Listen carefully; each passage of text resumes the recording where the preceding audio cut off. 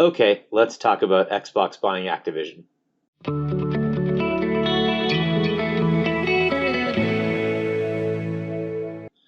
So, for most people, this was something of a surprise.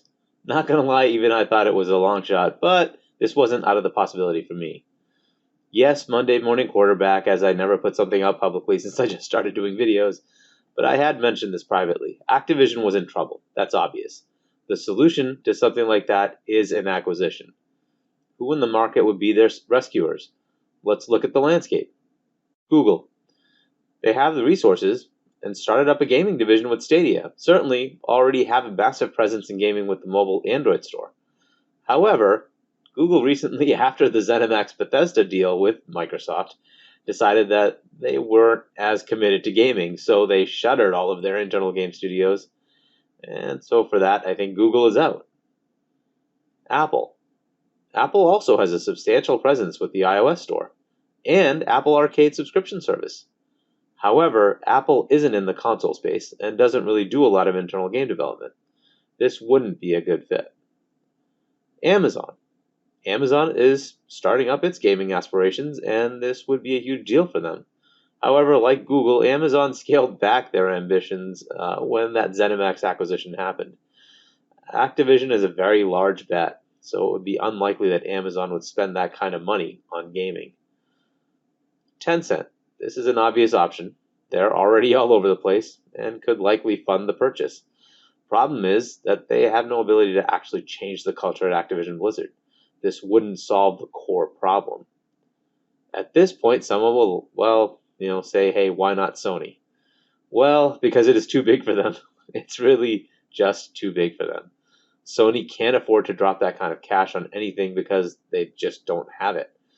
Nintendo has no aspirations in this space either, and frankly, they don't need them. Their own library of exclusive IPs are globally recognized and constantly sell at ridiculous levels. Look at the top 50 games in sales, and Nintendo dominates with 27 out of the top 50. They don't need third-party games to sustain them. The Switch is selling at a ridiculous rate and could potentially beat the PS4 in sales. Activision Blizzard would be a huge distraction for the Japanese company to take on, and they would have to bet the farm to buy them, much like Sony, by taking on massive amounts of debt. Again, no point, it doesn't fit. So that leaves the obvious choice, Microsoft. They have the cash and plenty of it. They have Xbox, which is looking to make itself into a worldwide brand.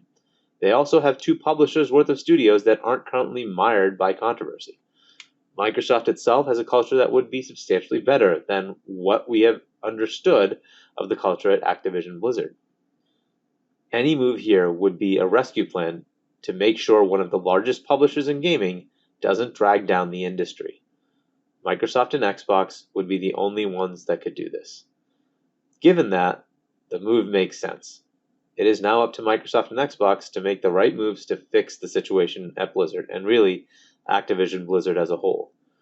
Envisioning where things are going, Bobby Kotick will be leaving next year, or maybe as soon as the deal is completed, which is slated to happen within the next fiscal year for Microsoft, which starts in July 22 and ends in June 23. With the multiple countries involved, we can imagine a 6 to 9 month horizon, so sometime in the fall of 22, maybe at the beginning of 23, is likely when this deal will be completed. To start fixing this, Phil can't be the one running this set of publishers. He'll need to put someone in place to take on this substantial project. If I had to guess, I'd say somebody like Sarah Bond is the likely candidate. But we'll see if someone from within the Activision Blizzard side would run the company or would Microsoft.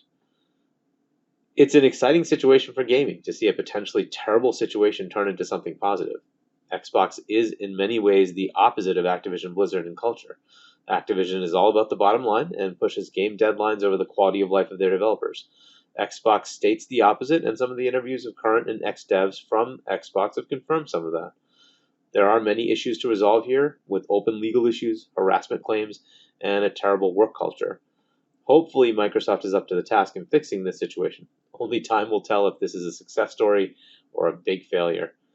Let's hope for the developers and now new Microsoft employees that they can make this work. What do you think about this move? Did you see a better option for Activision Blizzard? Were you hoping they could fix it themselves? Were you expecting someone else to acquire them? Comment below. Remember to like or dislike and subscribe to catch the next video. Thanks for watching. See you next time.